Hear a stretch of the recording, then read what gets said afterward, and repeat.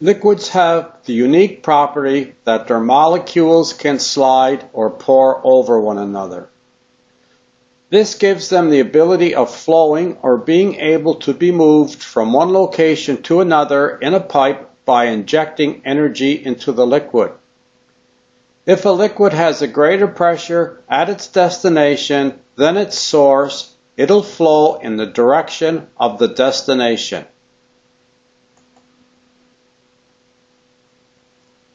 A pump increases the pressure of a liquid so it'll flow in the direction of the destination. It does this by injecting mechanical energy from the pump into the liquid. This increase in liquid energy is seen as a pressure increase, the property required to make the liquid flow. In order for a pump to continuously pump a liquid, two things have to happen. One, the liquid in the pump casing has to have its pressure increased to the point that it flows from the pump discharge. Two, after the liquid is discharged from the pump, new liquid has to be drawn into the suction side to refill the pump casing. If either of these two conditions is not fulfilled, pumping will cease.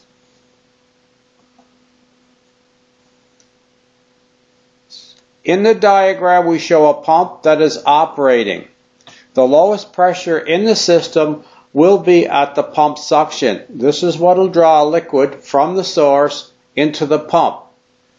The highest pressure will be at the pump discharge. This gives the system the pressure to push the liquid from the pump discharge to its destination.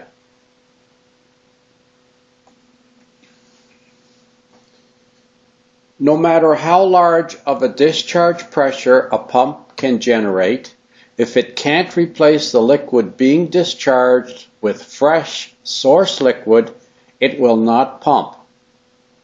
Let's look at some conditions that affect the flow of liquid from and to the pump. These pumping conditions can be classified in three main categories as either affecting the suction, discharge, or both sides of the pump. 2. Aid or resist the pumping effort. 3. Be present if the pump is shut down or only when the pump is moving liquid.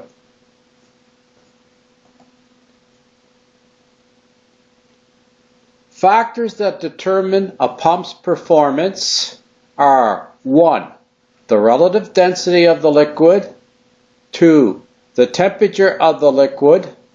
3. The boiling temperature of the liquid at the pump's suction pressure. 4. Whether the pump is located below or above the source liquid. 5. The vertical distance of the source and the destination liquid from the pump. 6. The pressure exerted on the liquid surface in both the source and destination vessels. 7. The suction and discharge velocity of the liquid being pumped. And 8.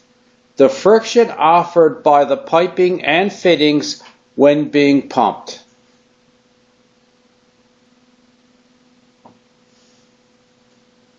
The first possible pumping condition that affects pump performance that we will discuss is suction lift. In a suction lift situation, the source liquid is located below the pump. The vertical distance from the top of the source liquid to the pump suction in meters is called static suction lift. It is called static because its effect is present even when the pump is shut down.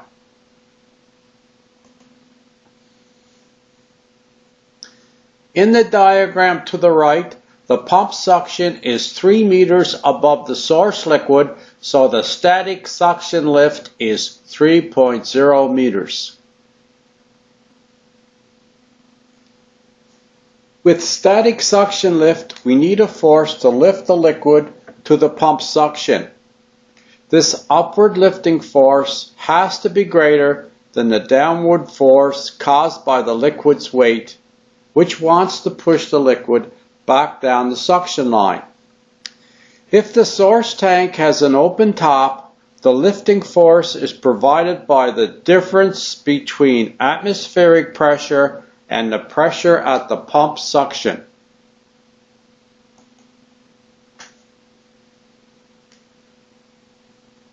The atmosphere, due to its mass, exerts a pressure on all things on the surface of the Earth. Atmospheric pressure varies with weather conditions and altitude, but averages 101.3 kPa. A pressure reading that includes the atmospheric pressure is called absolute pressure. A pressure reading that does not include atmospheric pressure is called gauge pressure.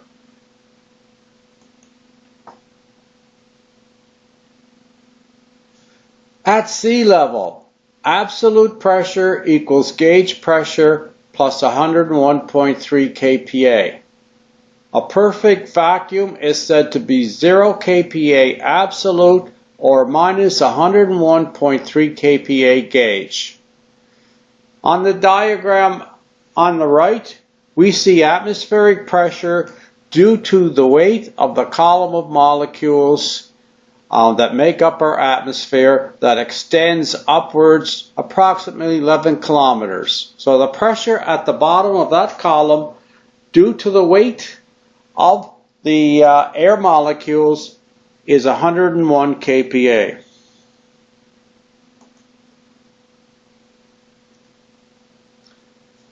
Let's look at a static suction scenario where a pump is pumping water at 4 degrees C from a tank open to the atmosphere and atmospheric pressure is 101.3 kPa.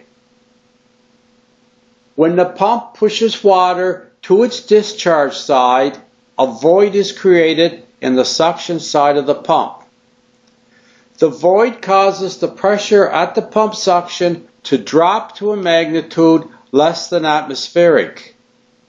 As atmospheric pressure is pushing down on the source liquid in the tank, the difference between atmospheric pressure and pump suction pressure provides the force to lift the liquid to the pump suction.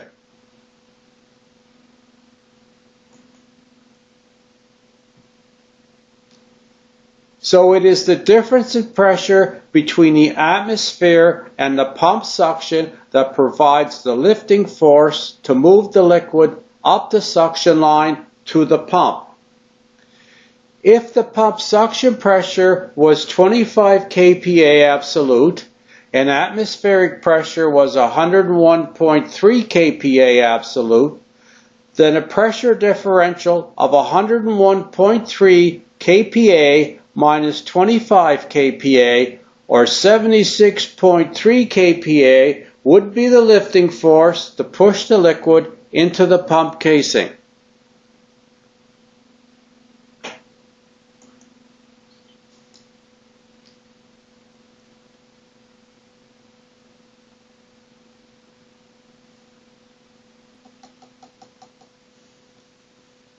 But as the liquid climbs the suction line, the static pressure caused by the weight of the liquid opposes the lifting force and tries to push the liquid back down the suction line.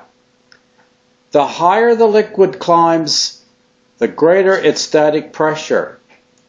Since the net pressure pushing the liquid to the pump suction is now lifting pressure minus static pressure, the liquid will reach a height in the suction line where static pressure equals lifting pressure and movement of the liquid to the pump suction will stop.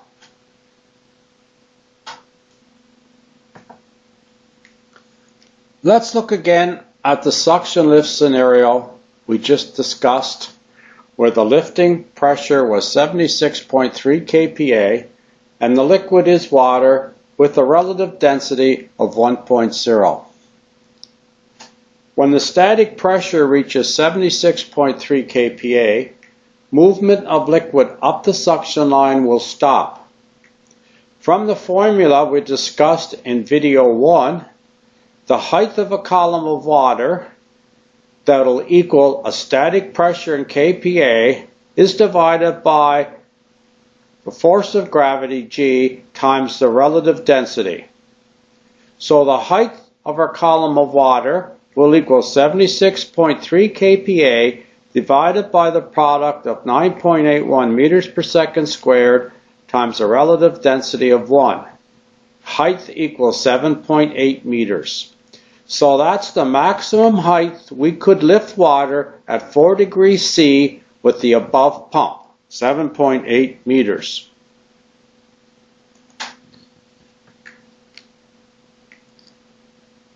So in the diagram, we show atmospheric pressure as 101.3 kPa pushing down on the source liquid in the tank. The suction pressure of the pump is 25 kPa, so the lifting pressure is atmospheric pressure minus pump suction pressure, which gives us a pressure of 76.3 kPa to push the liquid up the pump suction line. As the liquid climbs the suction line, static pressure due to the weight of the liquid increases and acts against the lifting pressure. As the liquid climbs the suction line, its static pressure will increase until it reaches 76.3 kPa, and at this point, the movement of the liquid up the suction line will cease and pumping will cease. A static suction lift situation using atmospheric pressure to push liquid from the source to the pump is similar to sucking on a straw. A vacuum is created in your mouth when you suck on the straw by removing air molecules. The liquid is pushed up the straw because of the pressure difference in your mouth, less than atmospheric, and the atmospheric pressure acting on the liquid surface in the glass.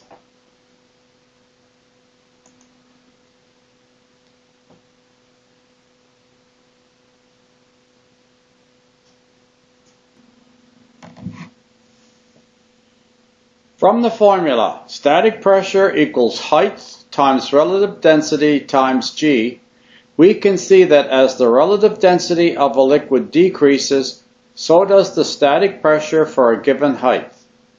This means the lower the relative density of a liquid, the greater suction lift we can obtain from the same pump. The greater the relative density, the less the suction lift for a same pump. Example 1. A pump suction pressure is 15 kPa absolute. Atmospheric pressure is 100 kPa. And the relative density of the liquid is 1.4. What is the maximum static suction lift that will keep the pump pumping? We're going to divide the problem into 2 steps. Step 1, we're going to find the lifting pressure. And step 2, we'll find the head that will give us the static pressure equal to the lifting pressure. Step 1, finding the lifting pressure. Lifting pressure equals atmospheric pressure minus pump suction pressure. Lifting pressure will equal 100 kPa minus 15 kPa. Lifting pressure will equal 85 kPa. The maximum static suction lift is when the static pressure equals the lifting pressure. Step 2, finding the head that gives us a static pressure of 85 kPa. Static suction lift in meters equals static pressure in kPa divided by G times relative density. Static suction lift equals 85 kPa divided by 9.81 meters per second squared times 1.4. Static suction lift equals 6.19 meters. So with these pumping conditions and this liquid, we can reach a maximum static suction lift height of 6.19 meters.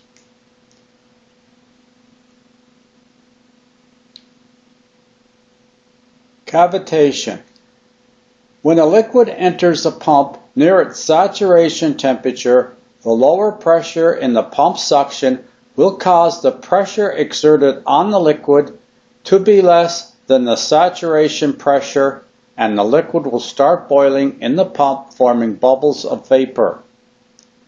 When the vapor bubbles mixed with liquid enter the higher pressure discharge side of the pump, they collapse back into liquid, creating a type of water hammer known as cavitation.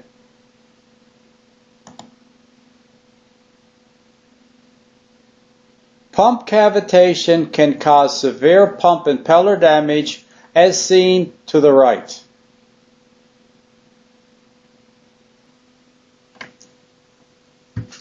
Now we're going to look at some pumping scenarios to see how suction lift, liquid temperature, and cavitation are interrelated. If we were pumping water up a static suction lift of 4 meters and the water temperature was 4 degrees C, we would have to overcome the static suction pressure, which would be 4 meters times 9.81 meters per second squared. Since the relative density of water at 4 degrees C is 1, we can eliminate that from the equation. So our static suction pressure would be 39 kPa. So we would need at least 39 kPa lifting pressure. If atmospheric pressure was acting on the source water, the pump suction pressure would have to be 101.3 kPa minus 39 kPa, which gives us 62 kPa absolute to provide the lift to draw water into the pump. From steam tables at 4 degrees C, we see the pressure would have to be lower than 1 kPa in the pump suction for the water to boil. Since our suction pressure will be 62 kPa, there should be no cavitation in the pump.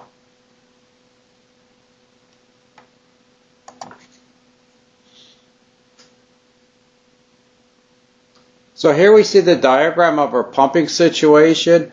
We can see at a suction pressure of 62 kPa, the saturation temperature of water is 86 degrees C. Since our water temperature is 4 degrees C, the water will not boil in the pump suction.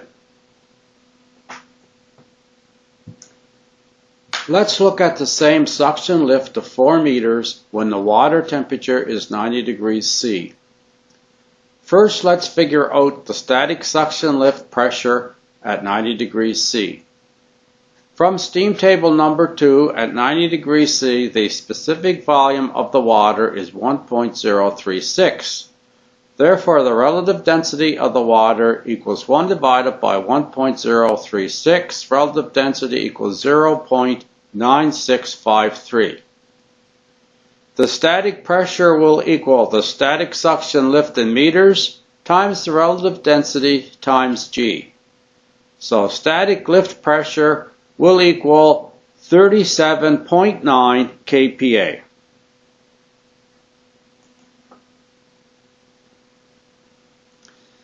This is the static pressure in kPa the pump has to overcome to pull the water into the pump suction.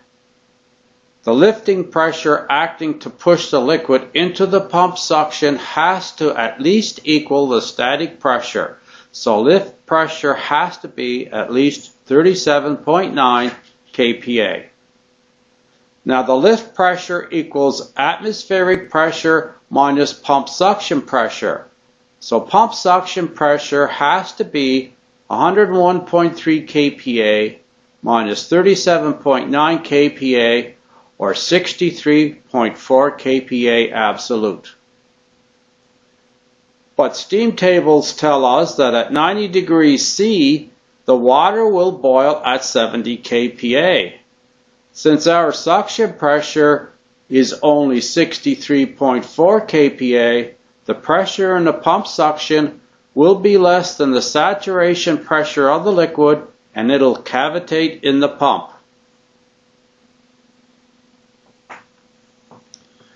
We can see from our diagram of the pumping situation, we have a suction pressure of 63.4 kPa. The saturation temperature or boiling temperature of the water at that pressure is 87 degrees C. Since our water temperature is 90 degrees C, the water will cavitate in the pump suction.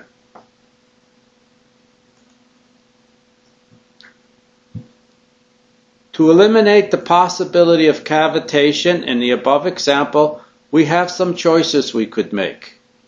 We could lower the amount of static suction lift. We could lower the temperature of the water. We could pressurize the tank holding the source water. Pressurizing the source water above atmospheric pressure would create more suction head, so liquid would enter the pump at a suction pressure higher than cavitation pressure.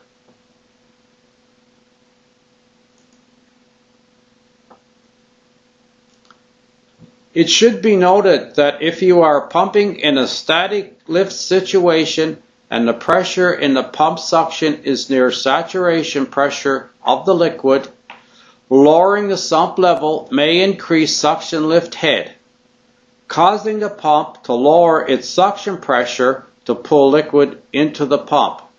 This may cause the pressure in the pump suction to become lower than the saturation pressure, and the liquid will cavitate in the pump.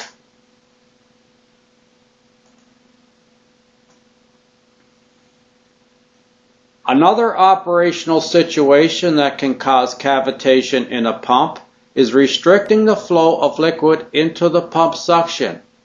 When you restrict the suction flow, the pump will lower suction pressure to pull more liquid into the pump suction.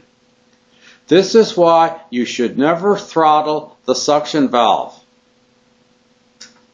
A situation that can restrict the flow into a centrifugal pump is plugged suction strainers. If a pump starts to cavitate and it has suction strainers, the differential pressure across the strainers should be checked.